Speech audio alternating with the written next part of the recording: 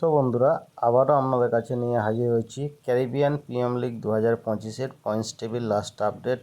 আজ ভোর রাতে একটি ম্যাচ খেলা হওয়ার কথা ছিল, বৃষ্টির কারণে এই 12তম ম্যাচটি খেলা হয়নি। আজকে ভোর রাতে বৃষ্টি হয়েছে অতিরিক্ত, তার জন্যে এই 12তম ম্যাচটি ক্যারিবিয়ান লিগ 2025-এর না হওয়ার ফলে কিং খানের দল পয়েন্টস টেবিলে প্রায় শীর্ষস্থানে অবস্থান করে, যেখানে অ্যান্টি লুসিয়া কিংসের সাথে বারবারাসের মধ্যে এই ম্যাচটি ছিল সেন্ট লুসিয়ার ময়দানে। যাই হোক, টস হয়ে বৃষ্টির জন্য ম্যাচটি না হওয়ার ফলে পয়েন্টস টেবিলের শীর্ষস্থানেই রয়ে যায় আমাদের কিং খানের দল। তাই চলুন সিপিএল 2025-এর পয়েন্টস টেবিলে অবস্থান এখন তুলে ধরছি 12তম ম্যাচ শেষে, যেখানে পয়েন্টস টেবিলের শীর্ষস্থানে অবস্থান করেছে অ্যান্টিগুয়া বারবাডোস ফ্যালকন। 6 ম্যাচ খেলেছে, 3 ম্যাচ জিতে 2 ম্যাচ হেরে 1 ম্যাচ না হওয়ার ফলে 7 পয়েন্ট পেয়েছে, যা রান রেট -1.103। এরপর পয়েন্টস টেবিলে 2 নম্বরে অবস্থান করেছে গায়ানা অ্যামাজন ওয়ারিস।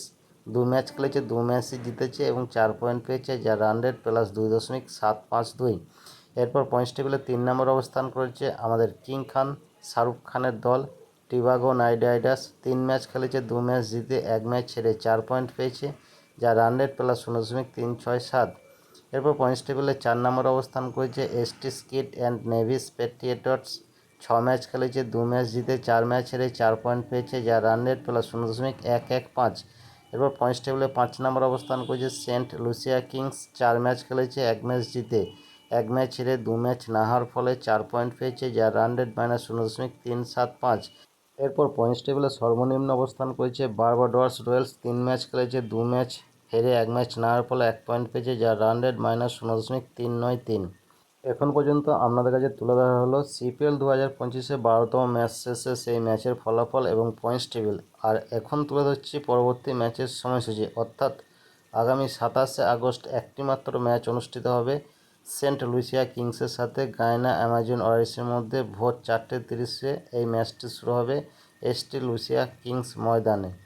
তো এই ছিল 2025-এর সিপিএল অর্থাৎ ক্যারিবিয়ান প্রিমিয়ার লিগের পয়েন্টস টেবিল লাস্ট আপডেট 12তম ম্যাচ শেষে এবং পরবর্তী ম্যাচের সময়সূচি সম্পূর্ণ তুলে ধরেছি আজকের এই ভিডিওতে। তাই ভিডিওটা ভালো লাগলে অবশ্যই এটা লাইক শেয়ার সাবস্ক্রাইব করে পাশে থাকবেন। ধন্যবাদ। নমস্কার, আমি বিশ্বজিৎ।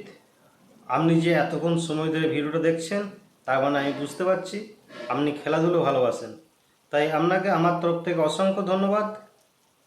এই ভিডিওটা ভালো লাগলে অবশ্যই আপনি একটা লাইক করতে ভুলবেন না, এবং চ্যানেলে নতুন হয়ে থাকলে চ্যানেলটিকে সাবস্ক্রাইব করে দেবেন এবং পাশের বেল আইকনটা বাজিয়ে দেবেন, যাতে পরবর্তী ভিডিও নোটিফিকেশন সবার আগে আপনার কাছে পৌঁছে যায়।